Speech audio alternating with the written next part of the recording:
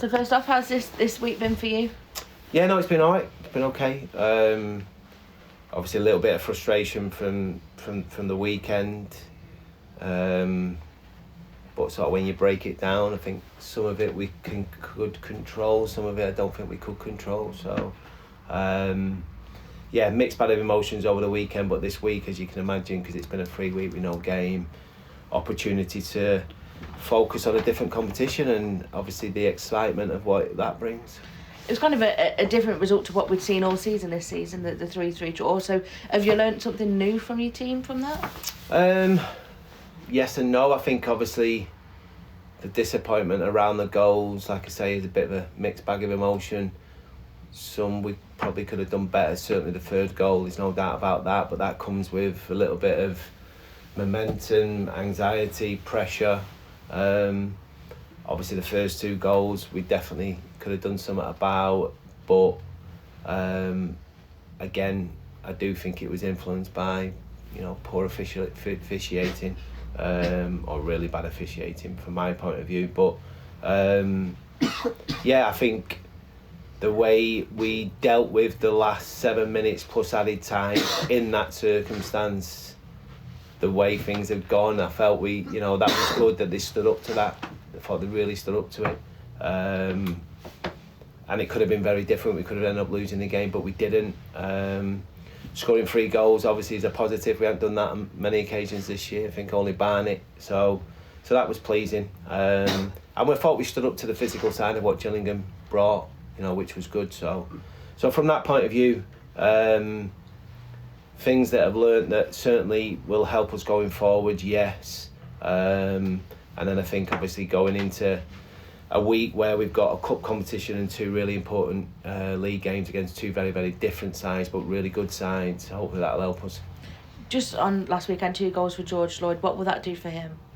Yeah, I mean, from a confidence point of view, doing the world of good. I'm not sure he knew much about the first one. I don't think he even admitted that, but as all strikers should do, I think that, it'll do him, like I say, from a confidence point of view, gets his tally up a little bit. That feel good factor that you need as a striker. And I think the way he took his second goal and our third goal was like a proper striker. First and foremost, he made a fantastic run. Secondly, the accuracy of his finish was something that you'd expect of a striker on the top of his game anyway. Looking ahead to Saturday then, how much have you been able to see of Sutton? Obviously a lot through video work. It's funny because obviously when you get these sort of games, I was quite fortunate with the South Shields one where there was an opportunity for me to sort of see him live, but because of the way the games have fell, it's been difficult. What I have seen and what I've seen of him, I've been impressed with him. Obviously since Chris has gone in, I know the last sort of 9 games, I think they've won 8 and drew 1. I mean, some record, it doesn't matter what level of football you're at, if you can produce that type of record. Any manager, any coach going into a game would be delighted with that type of record. So they're clearly doing something right. They've changed the way they play and the way they set up. They're a little bit less back to front now. They play some decent stuff, similar to what we've faced in the past. So it's going to be a really, really tough game against a side that are full of confidence,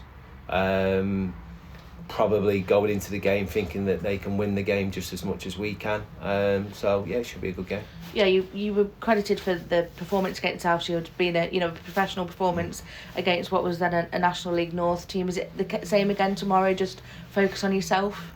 Yeah, I think you've got to focus on ourselves a little bit, but you've got to give them the respect that you don't win 8 out of 9 games by being any mug team at all. So and they beat some decent teams in that run as well. So we give them the utmost respect.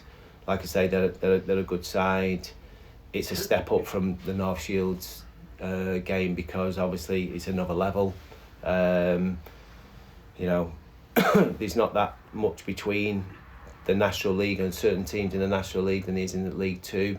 There's a lot of teams that are full time at that level and former league teams as well. So Sutton only 2 or 3 years ago were playing in the Football League, so we give them as much respect as we possibly can, but at the same time, you know, there's a carrot for both teams. There's an opportunity for both teams to be in the act for the third round, and we've seen over the years, whether it's in the very recent years or many years gone by, that, you know, sometimes if you get yourself in that third round, you just never know what you can pull out that. I think we spoke about it before the South Shields one or afterwards about the TV cameras. They're looking for a cup upset. Is it just a case of just not being drawn into any of that?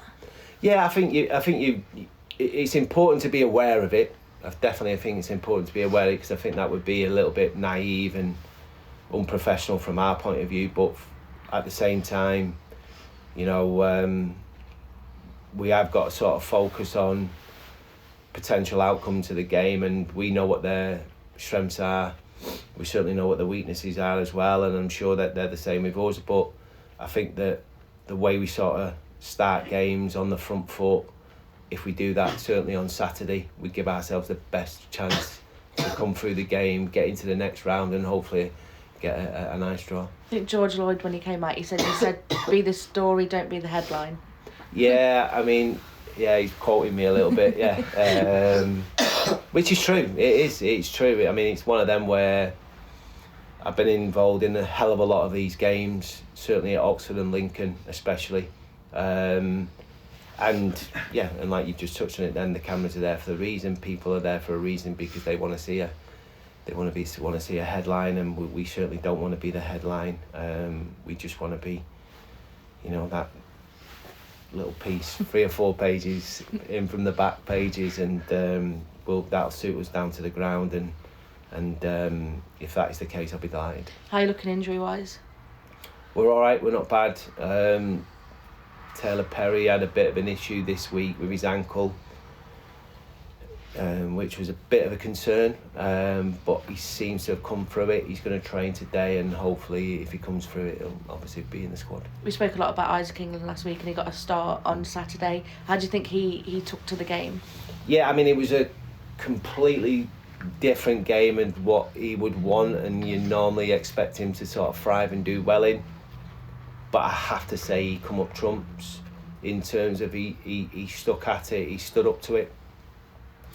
Like, we're never going to see the best of Isaac England in them type of games. I thought later in the game his qualities might give us that little bit of something that we need, but the way the game panned out and we were on the back foot a little bit because of obviously momentum, he had to play a different type of game, but I thought he stood up to the physical side of it. What we do know, he's got qualities to hurt teams with his vision and his passing ability, and he'll continue to do that from now to the end of the season. Perfect, thank you. Cheers.